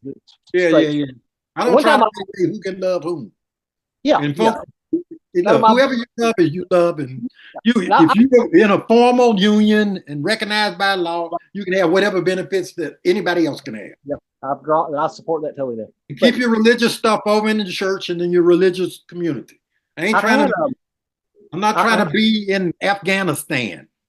I'm trying to understand, become accepting of that. I never seen this coming. What is your opinion on the trans movement? I mean, is this something that's been blown out of proportion because it's just such a small minority? I think they made it bigger than what it really is, right. And it's just the latest group to hate. It's the latest group for folks to hate on because you can get some cheap, easy political points out of it. So, did you hear about what the guy in Alabama? What happened to him? The Bubba Copeland. There was a guy up there. What happened to him? Mayor of a town called Savage Station, and a little town. I think he was a preacher, and you're talking about yeah. What's I can't remember his name now, but Smith Station. Yeah, how they outed him. Yeah. 1819 News outed him, which was inappropriate. Every day which was inappropriate. They basically killed him. I think you got blood on this was a story that y'all went after. This was something that's new. What the hell? They did it knowing that it was going to humiliate him and kill him. I mean, I was like, that you got blood on your hands for what you just did. They do. And I've condemned them. I wrote a bunch of stories about that. That was inappropriate and way outside the lines. They blocked me on all their Twitter accounts because I can't troll them anymore. Yeah. I was like, I sufficiently chastised them for what they did. I came down like, you got to be ashamed of yourself what you just did. Yeah, that was wrong. That was just wrong. That was wrong. On every level, it was wrong. Oh God! And after that, and I went after help. They had two women that came forward. They said he used a picture of them on some website. Well, how would you know? And so they started a grand jury investigation. So you're investigating a dead man over something that ain't even illegal. He can't defend himself. And y'all have no crazy. It's crazy. Shame. No shame. It's crazy. I'm sorry. No, I've kept you a long time, man. Okay. My little computer's about to die out on me. I just realized because I really enjoyed this talk. I mean, everybody told me it was going to be a fascinating conversation to have with you. Like I said, we covered a lot of stuff. I've been a fan of yours for many years. I appreciate that, and I enjoy it because my I have a public persona, and people think they know me, but I'd rather tell people who I am in my own words. And I'm a simple guy that comes out of Alabama, but I have well-defined, values, and I don't mind telling you, and they don't change depending on what audience I'm in front of. And I don't, if you're my friend, you're my friend. I don't change based on who else is around us. And I stand with my friends, and I try to shield my friends from enemies. I do that. And I like to stand up for people who can't stand up for themselves. I ain't gonna let nobody bully anybody in my presence. I learned that from my parents. If you don't stand up to a bully for somebody else, we would get a spanking at home if we were in school and somebody was bullying somebody in front of us and we didn't stop it and our parents found that out, then we would take the beating at home. That was just expected. So I don't have a problem in standing up for people. That's a lifelong thing. Thank you very much for letting me talk to you. I'll send you some of the stuff I did with the Public Service Commission. Okay, do that. Do that. Let's talk again after the race and see. Okay, we'll do that. We'll circle back. We'll circle back after the election. I appreciate this. All right, then do your thing. I'm moving on, okay?